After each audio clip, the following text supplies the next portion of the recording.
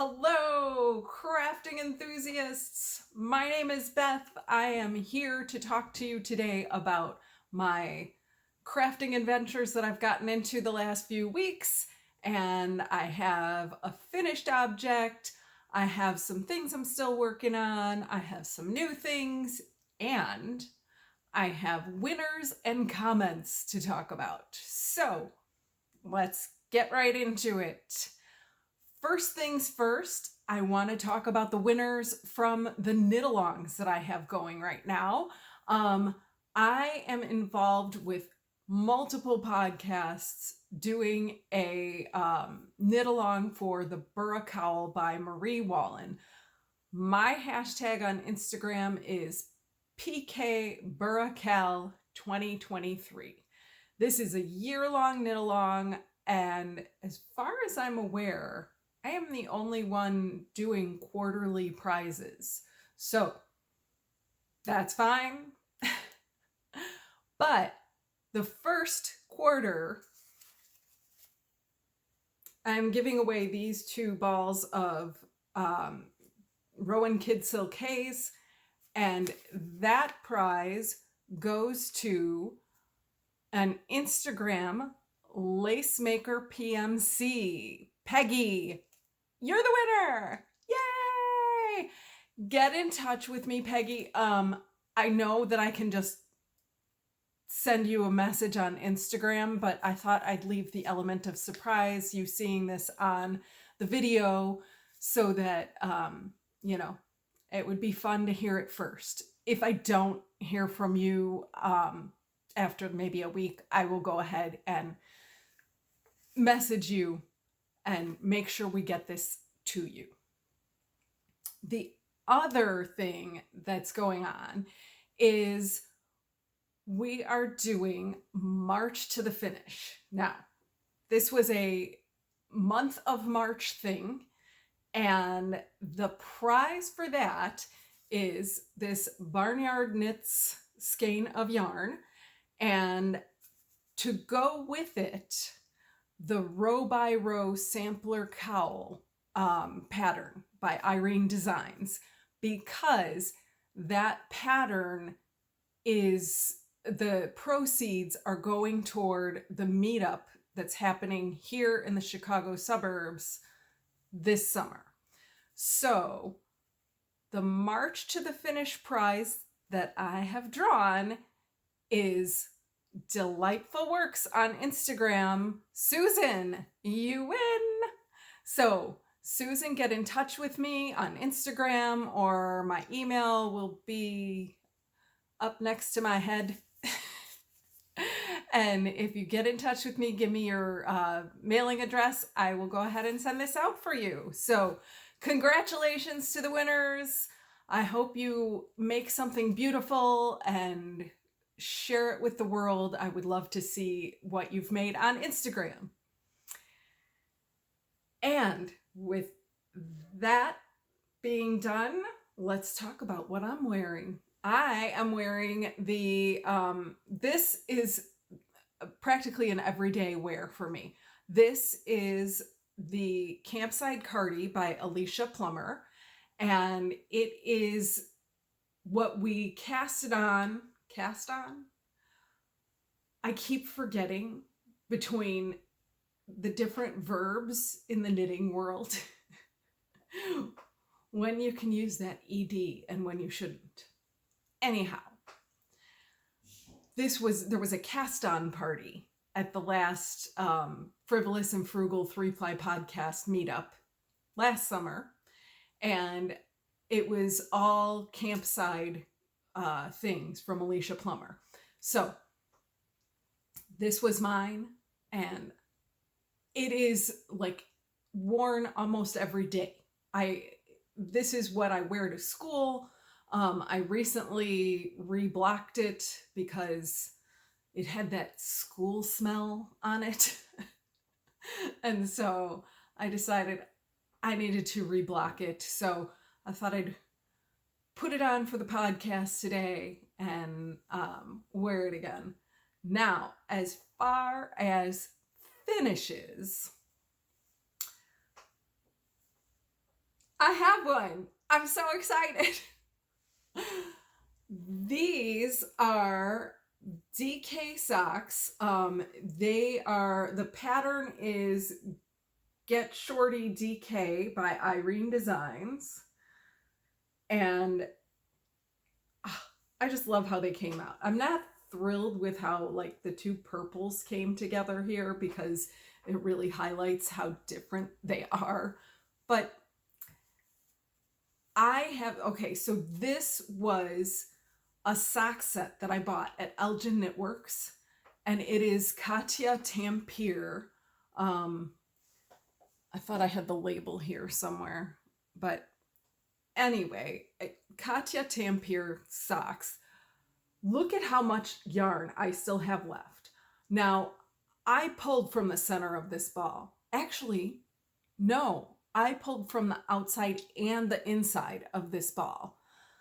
I weighed the socks without sock blockers, as well as this ball when I was finished.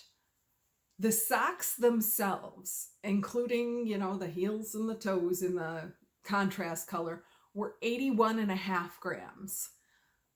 The leftover yarn just from this ball, which is not including the leftover contrast color, this was 83.5 grams. I have another full pair of socks left in this. So I have a feeling someone in my world is getting another pair of socks very similar to mine. So I don't know who yet. I don't know when. I'm not ready to cast that on yet because I have so many other things that I want to do still. So that's the Irene Designs Get Shorty DK socks. And you're not going to find this pattern on Instagram or on Ravelry. This pattern is an exclusive Elgin Knitworks pattern that you get for free when you buy the DK sock yarn. So if you're interested in this DK sock pattern, contact Elgin Knitworks. And it's a great pattern. I love it. This is my favorite part, which may not be able to be seen, is this texture detail on the cuff. It's hard to see, I think, because of the striping and the speckling in the yarn, but I may use that on my next pair of DK socks, which I'll be talking about soon. So that's it for finished objects. Now, I think where I want to go next, I'm going to talk about the comments because the comments will lead into my March to the Finished project that is still ongoing. So let's get to the comments. Last time I had said that I wanted to talk about the comments. I had found a needle, this needle. It is a beautiful Chow interchangeable. I thought it belonged to Colleen, who is Selfish Knitter. And I asked about, have you ever found something and wondered whose it was? Have you ever lost something and not known where it went? So, Colleen, Selfish Knitter, says, I'm happy to see your nomad tee again. We'll get back to that one. But as far as lost and found, I definitely knew what didn't belong in my kitchen. I used to host bunko and themed dinner parties in my home, and inevitably dishes were left behind. After a typical bunko night, I probably could have fed a couple dozen people with the leftover snacks. I know that feeling too. Trying to match the dishes with the owner afterward was such a struggle. At one point, an entire shelf in my pantry was just containers that needed to go home. Oh my gosh, no. I need all of my cabinet space for my own stuff, so I can't imagine dealing with that. The church ladies are very good about sticking return address labels to everything. I also had a friend who would bring her contribution in a serving dish intended as a gift for the host. That's nice. I like that idea. I never think of that far enough in advance to pull it off, but I love the idea. Same, Colleen. Also, I'd like to know what teenagers do with all the silverware. Yes, my kids, like I'm down to 2 of the small forks, like the salad forks. My spoons were often missing, and in Mark's house, most of the little forks disappeared. Unsolved mysteries to this day. Now, I will say with the little forks, my daughter went to college, and when she went, I think I told her, go ahead and take all the little forks. I don't care. So, Shannon, you're off the hook. However, where Lost and Found is concerned, Colleen's the only one who responded to that. And as it turns out, Colleen and I did get together to knit. The idea was for me to return the knitting needle that I found to her. However, it turns out that my daughter discovered that it's hers.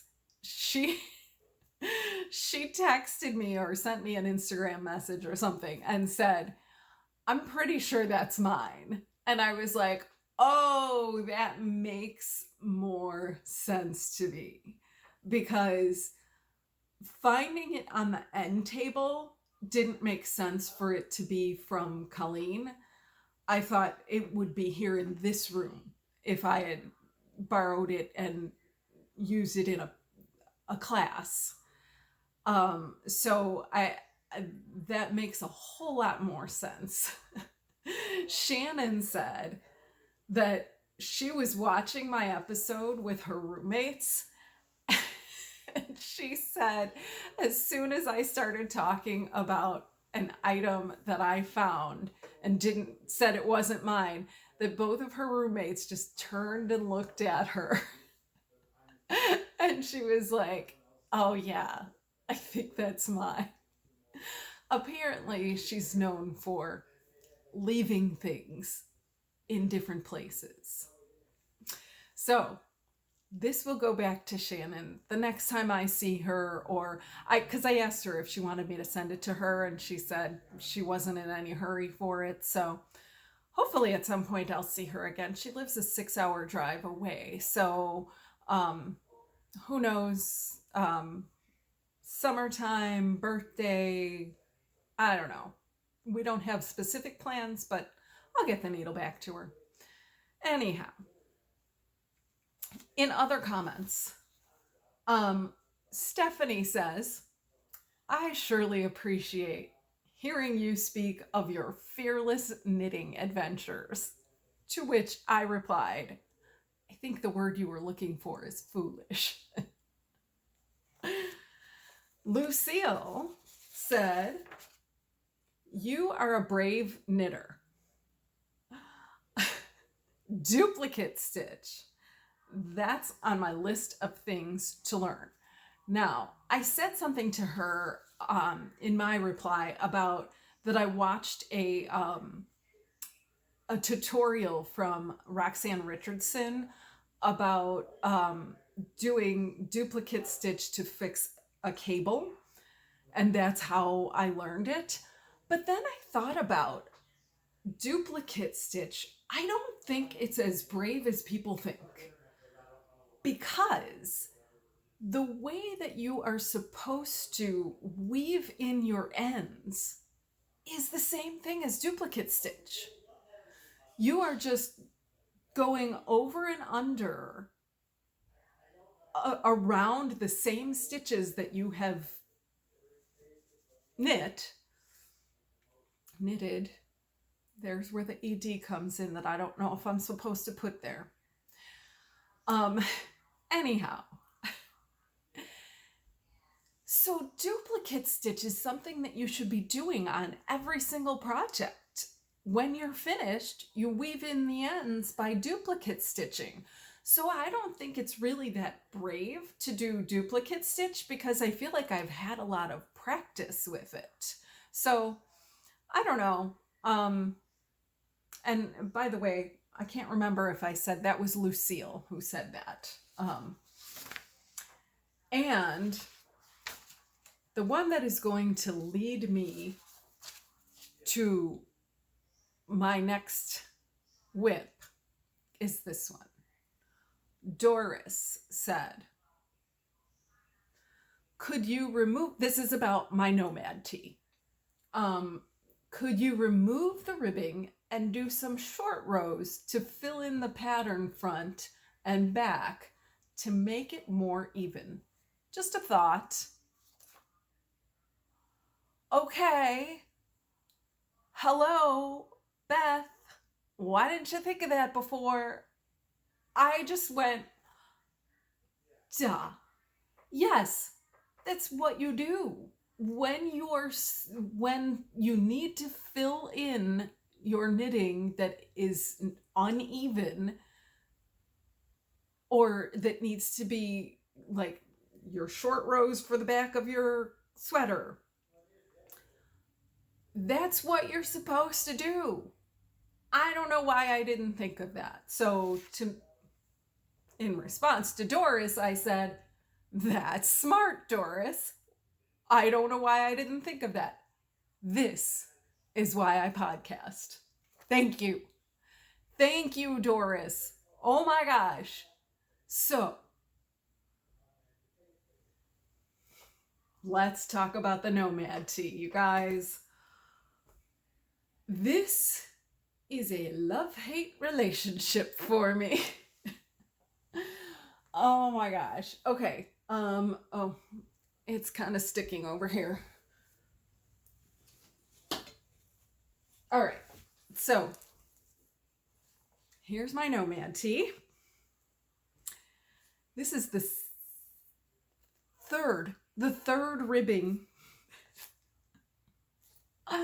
Oh gosh, you guys. This is the third ribbing I have had on this. So here is my Nomad tee. I love the colors. I love the color work on it. And here is the ribbing. And I have done a stockinette section in the middle with short rows. You can see that this part of it is longer than this part of it, but overall that evens out the length of it. Now, the reason that this isn't finished is totally my fault. Like, I cannot blame anyone else. So what happened is I undid the ribbing that I had. I had just a very tiny amount done the first time I talked about this in my March to the Finish discussion. So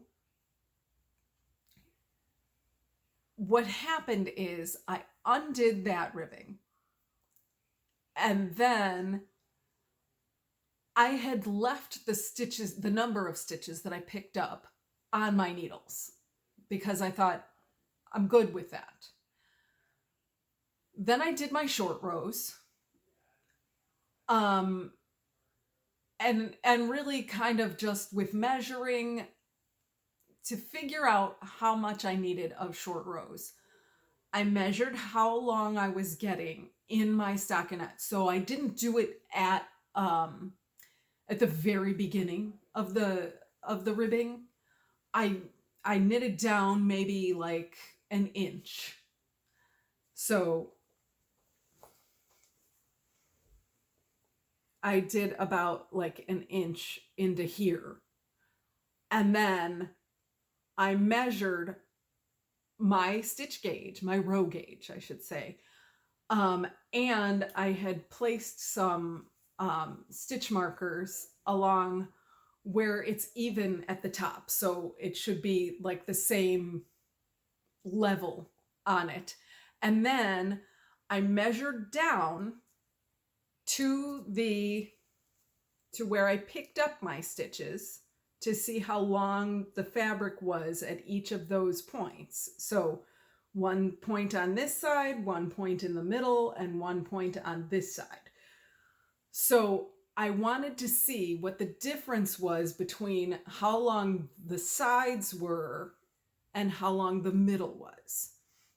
So I came up with that I needed to add an inch to the middle section. So I measured that inch to see how many rows I needed, and I needed, I think, 10 rows. I don't remember now because it's a while since I did that. So then that's what I did. I just I didn't overthink it. I just thought, okay, I'll go maybe 5 stitches from the center on this side, 5 stitches from the center on this side, and do a short row. And then another 5 stitches out, another short row. And then another 5 stitches out, another short row. So it worked out pretty well as far as giving me the distance that I needed downwards. So I took the sweater and I laid it out on a flat surface, and laying it out as neatly as I could, what happened is, okay, so holding this up, it's kind of hard to show, but when I laid it out flat, I could see that this purple section was not even with the purple section in back. And I was like, ooh, what's that gonna look like on my body? Am I gonna have something that looks like a twisted top? So I tried it on. I took pictures of it in my bathroom mirror, front and back. I showed it to my husband. I said, what do you think? He said, I don't think you can see anything. I think it looks fine. I looked at my pictures and I thought, I can't see anything. I think it looks fine. But still, it bugs me that, here's the problem. I don't think I hadn't said this, but on my first attempt, I don't remember which side was which, but on one green side, I picked up like 70 stitches. And on the other green side, I picked up like 90 stitches. Now, I had been careful in the center to pick up the same amount of stitches on both the front and the back because I was thinking, I need that for the color work. I need to try to make it even so that I can do the same thing on the front and back. But I didn't think about it for the sides. And I was hemming and hawing, and what do? I want this to be right, blah, blah, blah, you know, the stuff we go through. And so I decided I'm ripping it out. I'm doing it over again. So I ripped back. I picked up about 90 stitches on each side. Then I tried it on again. Oh, and went through all the short row fun stuff again. Good times. I didn't have to measure again because I thought, you know, the top part hasn't changed at all. Nothing has changed in here. I did like the look of how I picked up better. But that has nothing to do with anything. So I picked up approximately 90 stitches on each side. And I think one side was more than the other. And I did something like knit two together to make them the same number so that this would be better. Then after knitting down the whole ribbing, which still I'm not to the bottom of where I need to be with this ribbing, because it is, I've got waste yarn in here, but it is not as long as it needs to be. I can still see my belly button when I raise my arms. Actually, I don't think I even have to raise my arms to see my belly button. And, you know, I just don't wear belly button shirts. Not anymore. That was maybe in the 80s or 90s. Not anymore. So anyway, I tried it on again. And now you can see how crooked it is. And I'm like, oh my God, how did this happen? I bought this problem. I like manifested this problem that I didn't have before when I had an uneven number of stitches picked up on either side. I feel like this is karma for something. I don't know what. Anyhow, back to the drawing board on the Nomad tee. This is why it did not march to the finish. So, good Lord, I don't know what to say. So that's it for Nomad tee for now. It's maybe taking a couple of weeks of a hiatus. I would like to wear it this summer. Because, for one thing, I was watching PJKnits. If you do not watch PJKnits, you should. She is just a very happy, fun-loving knitter who has very similar color palette to me. So that's one of the things I like about her. But she said something about, which this is something I haven't heard.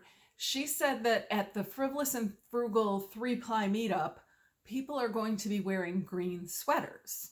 I did not know this. I don't know where she heard this, but I'm excited about that and I will comply. I already have this one from last year's meetup, but I can also have that one. So I don't know which day this is. I'm assuming this transpired on a Zoom call or something. So I'm going to have to dig into that and find out more information.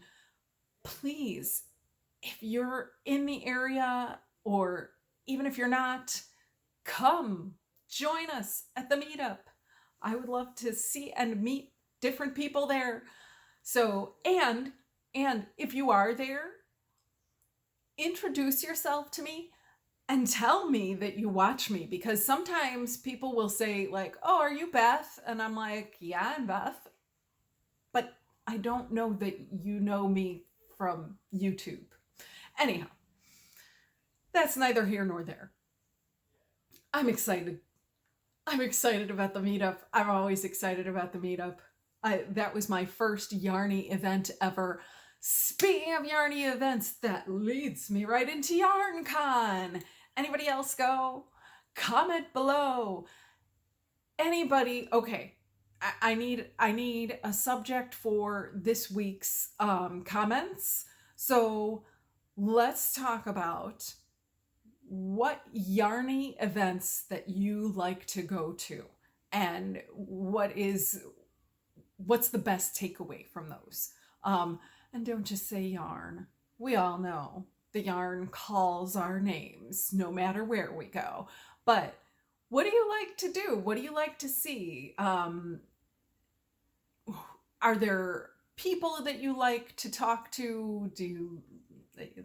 Whatever. You tell me what you like about yarn events. I am going to talk about the yarn that I got at YarnCon. So this lovely skein, I have 2 of them. Oh, I am in love with this. This is from Apothecary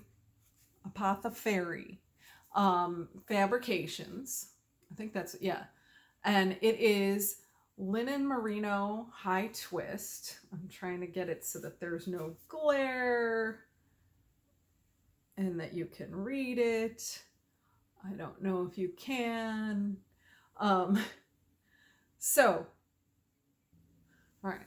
Anyhow, I did not see a colorway listed on this, but it is a 90% merino, 10% Belgium linen.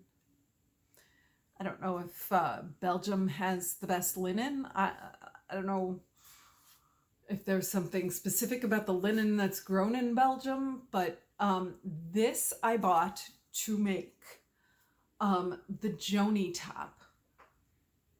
I don't remember who the pattern designer is, but it'll be up here.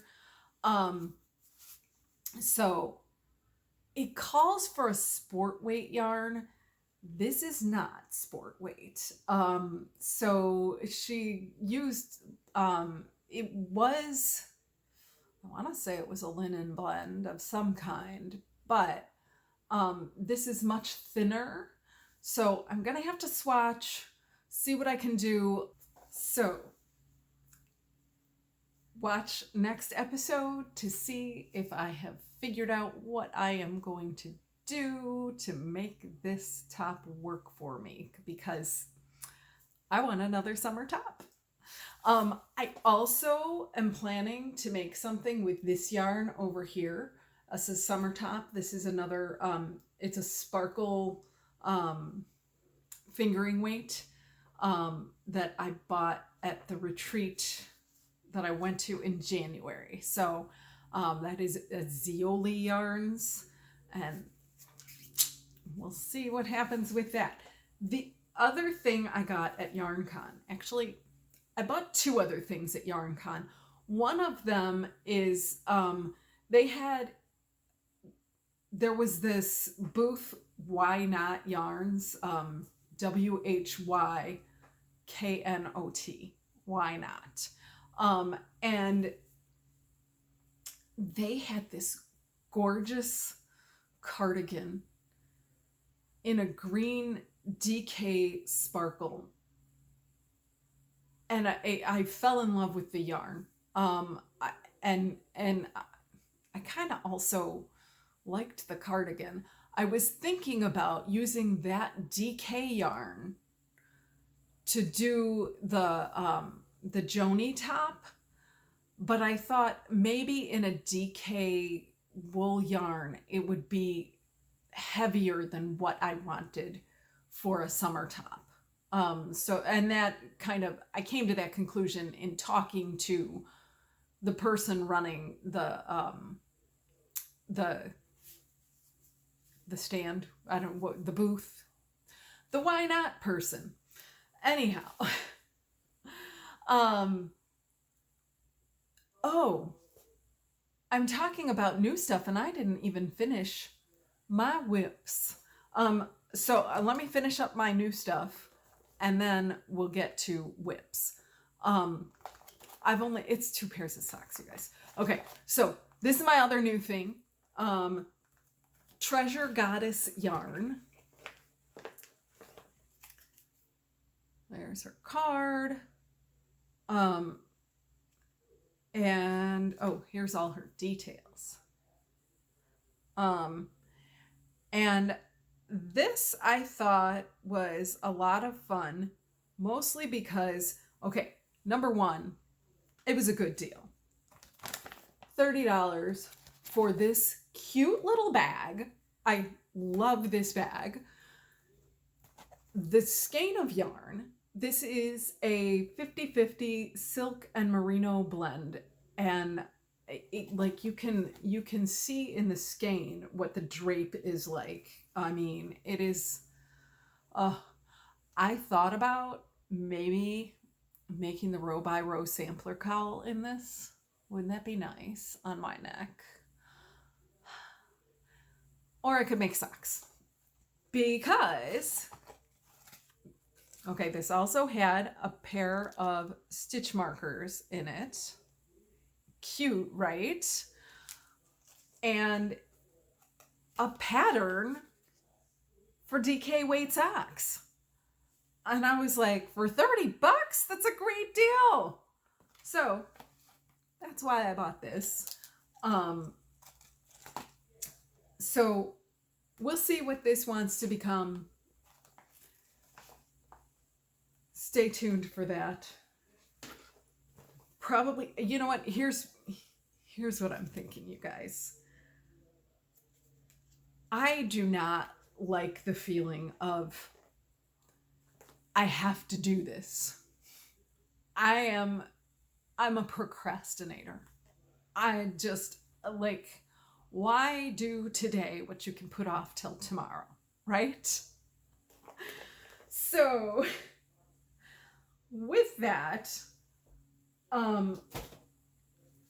when I feel like there is something that I have to do and I should do, I end up avoiding doing it. So specifically what I mean is the Nomad tee.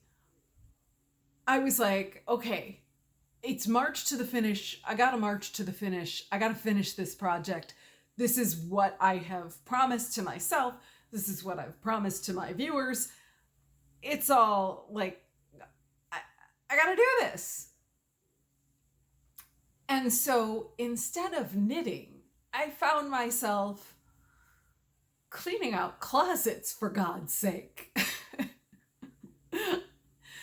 I mean, just like things that normally I procrastinate on, I was doing those things instead of knitting.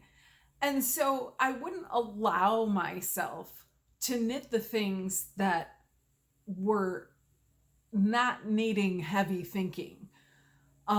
Because I thought I should, if I'm knitting, I should be knitting the Nomad tee.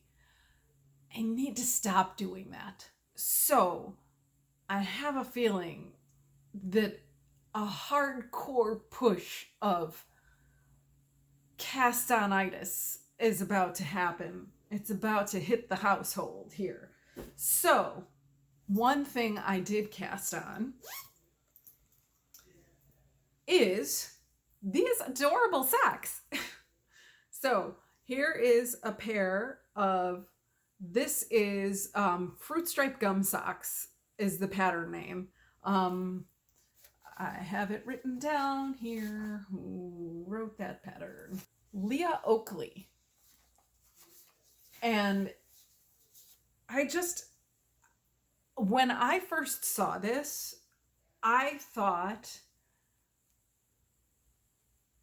that it was somehow making squares or diamond shapes, I guess, out of the stripes, because when you look at like an evenly striped yarn, it makes the way that it looks is like diamonds. Let me see. Here's the pattern. I'll show you. So see how that looks like diamond shapes on it?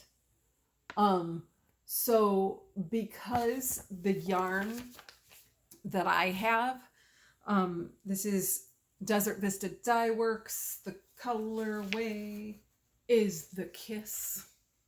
I'm sure that's from Spider-Man or something. I don't know. But it's not, it's more, not speckly, but it's not a straight up stripe. It's more of a nuanced color. There are some stripes, there are some, there's a word for that. I just can't think of the word for it. There are some not so stripy stripes. So I didn't know that about this yarn before I started knitting it. And maybe I knew that when I ordered it. Maybe I saw that in the sample that was knitted up for this colorway. But when I started doing this, I did not remember that. So I was a little bit surprised. So now what I'm doing, just to sort of mix things up, these socks are for my son's girlfriend. And I've never, other than my son, I don't think I've ever made socks for anyone else. So I'm kind of doing somebody else's size and it scares me a little bit, but I still wanted to experiment. So the way this pattern is, you basically, it's just a diagonal rib all the way down. And I thought, I'm going to try doing some without the rib. So that's what this bottom part here is. Or I guess if you look at it the way you're knitting, it's the top part. So, I like to experiment with things. I do things and then I try again. And that reminds me, does anybody watch Andrea Mowry? I'll knit if I want to. I was watching her this week, or maybe it was 2 weeks ago, whenever it was. She was talking about how people are so hesitant to rip out their work. And I'm like, yeah, it's a pain in the butt. But she said, we want that finished object to fit us. And we want it to be the way it was meant to be, or the way we envisioned it to be. And I'm totally paraphrasing, you guys. So this may not be at all her sentiment. It may be just my takeaway. But she said, we should consider it to be amazing if we do it correctly the first time. And I thought about, yeah, that's true. Because, we make mistakes all the time. We expect ourselves to make mistakes. I have thought about, I have actually calculated the number of stitches in a pair of socks. And it's something like 22,000 stitches for a pair of my vanilla sock. 22,000 stitches. And if you don't make a single mistake in 22,000 stitches, you're an amazing knitter. That's a lot of stitches. And then to think about, that's more than 22,000 stitches. This is a fingering weight. It's done just slightly bigger than the needle that I would use for socks, but the size of the garment is a lot bigger than socks. I should expect to make mistakes with that. Plus, I changed the pattern. I should expect to have mistakes in that. I'm also inexperienced with color work. I should expect to have mistakes with that. I don't know why I get so frustrated with myself, because I know I'm doing stuff that is going to cause mistakes.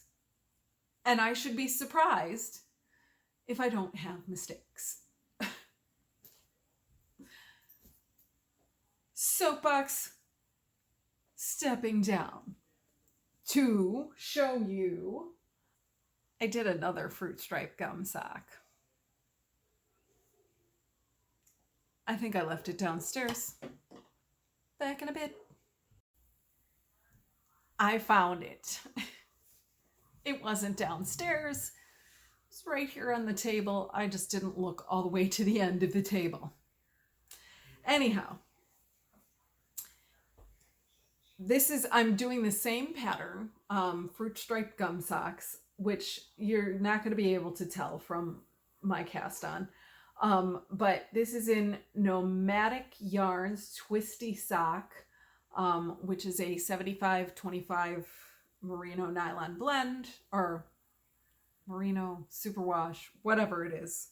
And this is, so far it's just a 1x1 rib. So nothing much to see. But here is the label, because I love this color so much. I think everyone should have it. Oop. Nomadic Yarns. I don't remember when I got it. I don't know if she still has this colorway.